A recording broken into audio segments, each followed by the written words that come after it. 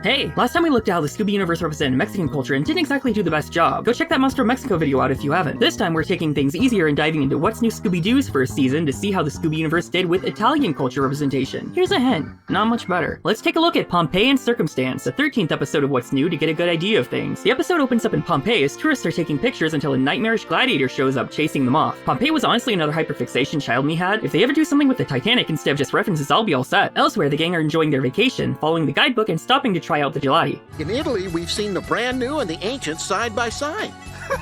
Sounds like the stuff from the back of my refrigerator. The gang finds several statues hundreds of years old excavated from digs, and Daphne wonders what must be buried under the new building. She's told it's only dirt though, since buildings can't be constructed over archaeological sites. Velma points out they must be buried all over the country, but she's told nothing is ever found where the Scooby-Mondo Corporation builds, which she finds very suspicious. Shaggy asks to travel from Florence to Pisa for pizza, and the gang continues on their way, also checking out Venice and then Rome, though everywhere they see more new Scooby-Mondo buildings around the old ones. Unfortunately, a constructor strike has cancelled their next trip, though Fred decides to use his ever-growing bilingual abilities yet again to try and get them through. Buon gennaro, signori. Of course, it doesn't quite go so well and they end up on a garbage barge. Oh, excuse me, Garbaggio barge. This is one of the goofiest things in the episode because did they just think, oh, what is garbage in Italian? Garbaggio sounds right, without checking? There are so many things they could have written here. Immondizia, rifiuti, spazzatura, and even Google Translate gets it right. What in the Lost JoJo's Bizarre Adventure Vento audio character name is Garbaggio? There.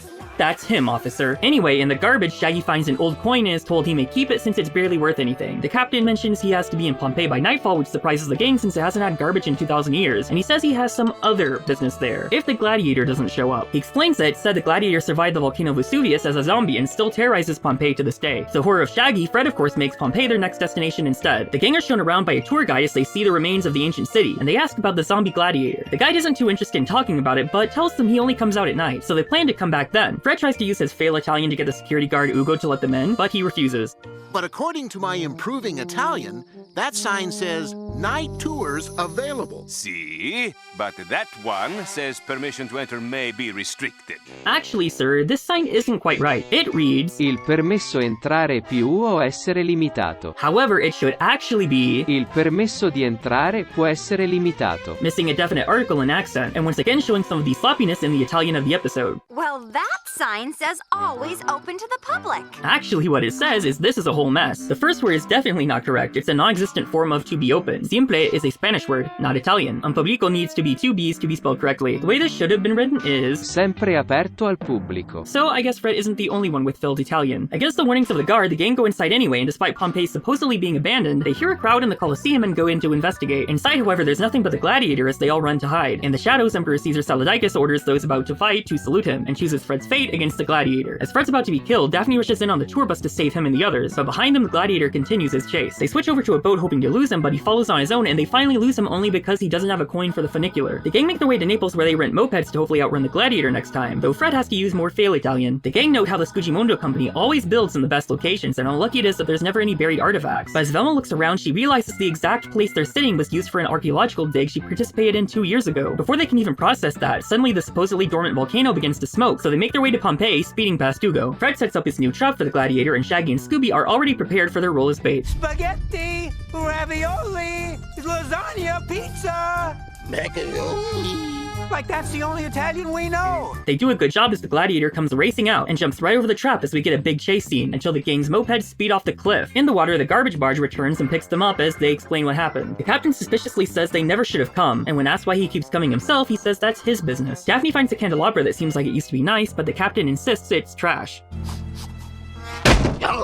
The gang rents a car for a safer way to escape the gladiator next time, though Fred has a hard time driving a stick shift. Daphne takes over for him as Velma brings up how suspicious the captain was as they notice the smoke getting heavier, and Daphne wonders if it's related to the gladiator. The guide takes them up the mountain and they ask her if she knows about any correlation this might have to the gladiator, but she makes a suspicious turnaround and says they should return. Velma insists they should continue, and the guide blames them for harming the history of the country, warning them to stay away and leaving. They continue up where they find a generator and machinery leading into the volcano. Inside, they find it piled with objects as the lava rises, and around they see more of the coins and a candelabra. The barge captain suddenly shows shows up to unload more items that don't seem to be garbage into the volcano, so they send Shaggy out in the armor they found to impersonate the gladiator and stop him. But the real thing shows up and they knock him out. The captain is horrified, however, as he reveals he's the only one who can operate the machinery, and if they don't stop it, the volcano will erupt again. The gang try to push a bunch of buttons with no luck, so Daphne simply kicks it and successfully stops it, and also somehow the lava? That always works at home when my Stairmaster jams. The guy returns with an officer and they unmask the gladiator to be Ugo. Velma points out the neck brace matches the stop the gladiator made, and reveals a speaker under the chariot that made the crowd noises. As Velma guessed, he works for the Scooby-Doo Corporation, the vice president specifically. They couldn't build anywhere with artifacts, so they had been scooping them up and dumping them from all over the country so they'd be melted by the lava and allow them to build. They never said why the captain did this, so I guess he's just a mischievous little guy. Dove il gabinetto?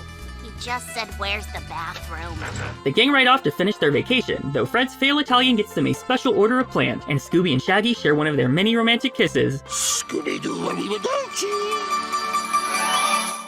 And so ends the episode. As we can see by how much genuine unintentional fail Italian occurs throughout the episode, along with how stereotypical the representation is in general, the episode actually doesn't fare any better than Monster of Mexico did. Having at least one actual person that knew the culture and language look over things could have fixed a ton of the little goofs and oddities. Speaking of having an Italian eye in this episode, the Italian dub actually does its best to work with the material, which we can also take a quick look at thanks to Luigi, a Scooby fandom veteran that can actually speak on Italian Scooby representation. Uè, Guagliò, ha già bisogno di un passaggio per Napoli. Throughout the episode, the gang run into many characters with thick accents, all of which are really bad fake-sounding American Italian and not real Italian accents. In translation, it's common in Italian dubbing to give these a Neapolitan accent, the most spoken Italian regional dialect, mainly used in the Campania region, and the second most important of the country since the correct Italian is itself a separate regional dialect originating from Tuscany. All the characters aside from the captain use this dialect, and they actually work this into the episode, tying it to Fred's continued failing bilingual skills. Vi condurrò a visitare i resti delle dimore romane e vi illustrerò gli usi e i costumi di quel popolo. Il nome vostro è Guaglione Ugo, vero? Siamo venuti fino a qua per vedere Pompeii di notte. The dialogue of the characters they meet is adapted to vocabulary specifically used in the Neapolitan area, and thanks to this clever adaptation, Fred's fails, the misunderstandings, and other similar jokes are all able to land just like in English. Guagliò, arrustao chest! The final line of the episode even gets a cute little change from Scooby-Doo arrivederci in English to this, Scooby-Doo, ci vedremo, guagliò! which means, see ya guys in Neapolitan, a dialect not spoken by everyone in Italy, making for an extra little wholesome addition to the episode. Unfortunately, anything visual in the episode couldn't be directly saved, like Mr. Garbaggio's bizarre adventure, or more notably, the fails at the museum with Ugo, though the last one was at least dubbed correctly in the script, partially fixing it. Sì, ma su quel cartello c'è scritto sempre aperto al pubblico. Maybe more recent adventures with the gang in Italy fare better. Let's check out Fear of the Fire Beast, the 19th episode of Scooby-Doo and Guess Who? The episode opens up in Sicily as Steve Buscemi is being served until the waiter recognizes him and is terrified, along with everyone else as he tries to explain he's just an actor and those are roles he plays. Unfortunately, a fire monster that's been hunting him makes another appearance, chasing him down until he runs into the gang. It's famous actor, writer, director, producer Steve Buscemi. He really is famous actor, writer, director, producer Steve Buscemi. Steve Buscemi? It's Buscemi. No big deal. But the monster keeps watch. That's what we said. Buscemi. Buscemi. Buscemi. Buscemi. Buscemi? Okay, you know what, guys? Let's go with your way. I'm starting to wonder if maybe I'm the one saying it wrong. Steve explains he's here visiting family but keeps getting attacked by the monster, which the gang is also here to hunt, so they team up. He takes them back to his family's home for some food where people are afraid of Steve yet again. Nana offers her special spaghetti to the gang and they all happily feast as we get another romantic kiss between these two. Guys, get a room! Steve's identical cousin Paolo shows up, accusing him of being scary again, and as Steve insists he's an actor, Paolo says he should have been the actor, and hopes Steve goes down in flames. Nana can't get enough of Steve though, showing off her framed photo. Later, as everyone investigates, Velma shares the historical legend of the fire monster, and they see if they can find anything around. While Steve is terrified of a chipmunk, another citizen is terrified of Steve, and he's very obviously played by Matthew Lillard, who just sounds like Shaggy doing a bad Italian accent, because that's what this is. Please, Mr. Buscemi, I know you're a horrible gangster man, see? But leave a little legitimate alone, huh? Unfortunately, the fire monster pops back out and the gang runs to hide, being chased all over until they finally make it back to the water fountain. An old man suddenly comes out and says Steve owes him a debt from 1935 from his grandfather, but when Steve reaches to get some money, the old man cowers in fear. He's not satisfied and gives him an Italian curse, saying he'll burn. Velma believes they now have two suspects, the old man and Paolo, but Steve insists they aren't angry, just Italian. They smell smoke, discover a fire monster handprint, and as they find some clues like footprints in olive oil, the fire monster appears and catches the building on fire. Steve decides to give the gang some tips on how to be a better firefighter like himself, and later Velma compares the sightings of the monster and where Steve's been, realizing it's the same, meaning it's following him. They get an idea and set up a trap covered in imagery of Steve to attract the monster, which works. They almost trap it successfully, but it burns through and escapes again, so they follow after and are finally able to tie it up. Unfortunately, the chipmunk is in the tree as it catches fire, so Steve heroically jumps into action and gets it out to safety. They unmask the monster, revealing Nana. The olive oil was the same Nana uses. The burned down warehouse is family owned, and Nana's picture of Steve has the same tears in the museum. She explains she did it because she's tired of people seeing Steve as a villain and wanted people to see him as a hero. Nana is taken away and they build a new fire station for the community as they finally see him as a nice man. For someone so evil.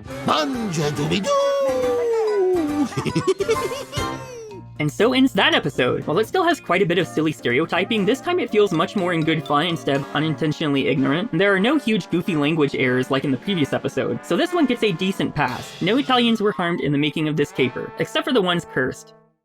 That's the latest adventure, but what about the classics? Let's travel back to the third Scooby-Doo series, The Scooby-Doo Show, to see how the gang handled a trip to Venice. In episode 13, A Menace in Venice, we see the Venice Opera House is being haunted by the ghostly gondolier, who snags a medallion hoping to eventually collect all of the Doge's treasure. For some history, a Doge is not a dog meme but a chief magistrate in the former republics of Venice and Genoa during the Middle Ages and Renaissance era, the last of which was in 1797, with the word coming from the Latin word duke. Meanwhile, the gang arrive for their trip invited by their friend Antonio, who they're supposed to meet at his pizza parlor, exciting Shaggy and Scooby. Unfortunately, Scooby has to be their own gondolier, and through the fog, the ghost appears as he cackles. But every time Scooby points, he disappears until Shaggy finally sees him and they rush to land. The regular gondolier says the fog simply plays tricks, and they meet up with Antonio at his pizza parlor, wearing his own medallion. His place is specifically named Merchant Venice Pizza, and in Shakespeare's The Merchant of Venice, the titular merchant is named Antonio. Shaggy gets to work making spaghetti, though there seems to be trouble.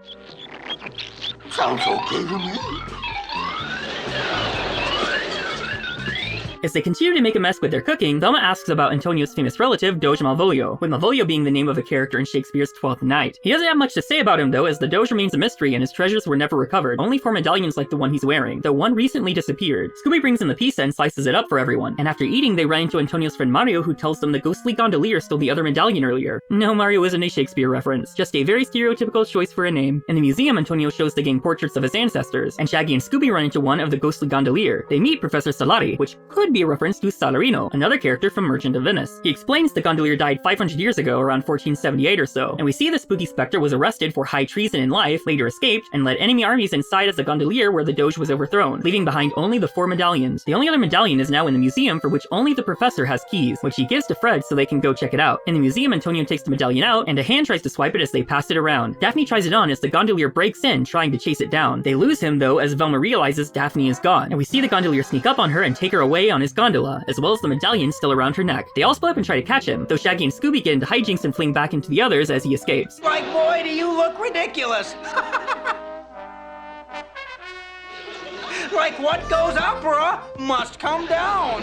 Velma finds a clue left behind, while the gondolier shows off his medallions to an imprisoned Daphne. The gang meet up with Mario and the professor, and they believe a missing painting of the Doge might be the key to solving this mystery. Mario takes them to a room where he and Antonio were restoring paintings, but the key is in the office, and when he goes to get them, he's attacked by the gondolier and nowhere to be found. Velma finds red plastic, another clue, as they try to find the professor, though the living gondolier from before is slinking around. Shaggy and Scooby are spooked by a painting of the ghostly gondolier, and the real thing appears from a secret passage. Shaggy tells Scooby to grab Antonio's hand, and as they turn on the light, they realize it's not his hand he took. Scooby bounces on the light until he disappears, and Antonio is gone with him, so they follow the footprints and see the gondolier escape. They chase after and have a run-in as Scooby flies through the air and exposes the missing portrait. Behind the secret wall, they find Daphne and Antonio, but no Mario. And examining the painting, they see all 4 medallions he wears go together to make a bigger one. As Velma believes she solved the mystery, they look for the gondolier and see him use his medallions to open a secret passage, so they follow. The gondolier finally finds the long-lost treasure, but Scooby's sneeze exposes them as they all run. Outside, Scooby breaks off a gargoyle, destroys an inflatable gondola, and traps the gondolier, exposing Mario. It turns out that he's also a descendant of the Doge,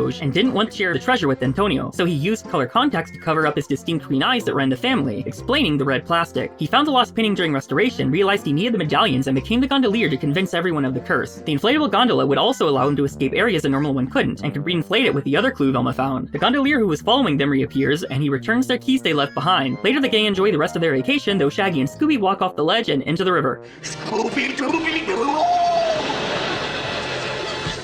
And so ends this episode. This one's full of just about as many stereotypes as before, but at least doesn't come off as haphazard as the What's New episode, which seems to take the cake for the biggest cultural offender today. Shakespeare fans might get a kick out of the references throughout, although having to borrow from a famous Shakespeare play set in Italy could be just as much of a sign of not having any other frame of reference for Italy to work with here as well. Regardless, I'd say it still holds up as a solid classic in the canon of the Dooverse. You've got your gondolas and pizza, but this seems par for the course when it comes to expectations here. So, except for a quick trip with Scrappy we will ignore because we can, that does it for the time Scooby-Doo has traveled to Italy and made a mess of the culture. He just can't seem to get things down perfectly if it's outside of America. What do you think of how the series has represented Italy? And what do you think of these 3 episodes? Let's talk about it in the comments. This video was made possible by suggestion and contributions by Luigi. You can find his original piece on the subject in the description below along with his socials. Make sure you like the video so I know you, well, liked the video, and subscribe to see the next one. This time it's going to be Velma's Queer Evolution, a video diving deep into the history of Scooby-Doo Mystery Incorporated as we examine how my favorite piece of Scooby media transformed Velma into a canonically gay icon, and influenced the future of the character. Follow me on Twitter, Tumblr, TikTok, etc. at Lunch of Justice if you like me personally. I'm more active there, especially Twitter. That's the end. Bye!